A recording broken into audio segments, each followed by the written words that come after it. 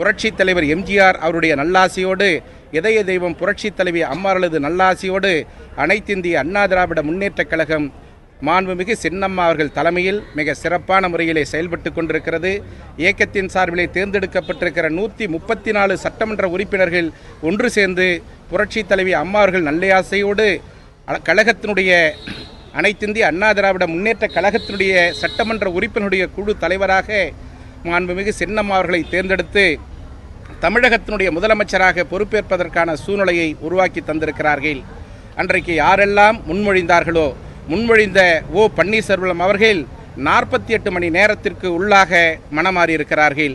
மனம் மாறியதற்கு என்ன காரணம்? அவருக்கு பின்னாலே யார் இருக்கிறது? திராவிட முன்னேற்ற கழகத்தினுடைய கைப்பாவியாக இன்றைக்கு இயங்கிக் கொண்டிருக்கிற ஜீரோ பன்னீர்செல்வம் அவர்கள் ஒரு காலம் அனைத்திந்திய அண்ணா திராவிட முன்னேற்ற கழகத்தை கைப்பற்ற முடியாது, மீண்டும் அரியணையிலே அமர முடியாது. புரட்சி தலைவி அம்மா அவர்கள் நல்லாசியோடு மாண்புமிகு கழகத்தினுடைய பொதுச் செயலாளர் மாண்புமிகு சின்னம்மா அவர்கள் தமிழகத்தினுடைய முதலமைச்சராக நிச்சயமாக அமர்வார்கள்.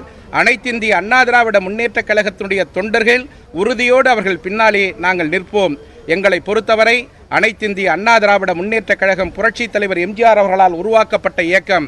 இன்றைக்கு அவரால் இந்த இயக்கத்தை ஆலமரம் போல் உருவாக்கி இன்றைக்கு மாண்புமிகு அம்மா அவர்களால் உலக அரங்கிலே அனைத்திந்திய அண்ணா திராவிட முன்னேற்ற கழகம் என்பதை சரித்திர சாதனையாக மாற்றி காட்டி இன்றைக்கு இந்த இயக்கத்தையும் ஆட்சியையும் காக்கின்ற பொறுப்பை மாண்புமிகு சின்னம்மா அவர்களிடத்திலே ஒப்படைத்திருக்கிறார்கள்.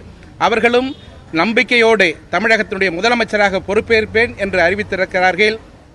ஆளுநர் அவர்கள் ஜனநாயக கடமை ஆற்ற வேண்டும் என்று இந்த நேரத்தில் கேட்டு வாய்ப்புக்கு நன்றி கூறி விடைபெறுகிறேன்.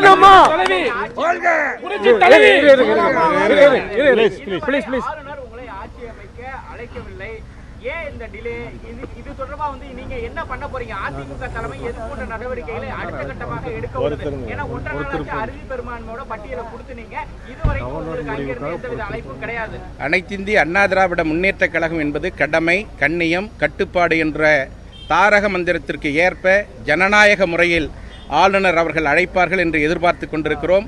அடுத்த கட்ட நடவடிக்கையை கழகத்தினுடைய பொதுச் செயலாளர் மாண்புமிகு சின்னம்மா அவர்கள் மேற்கொள்வார்கள்.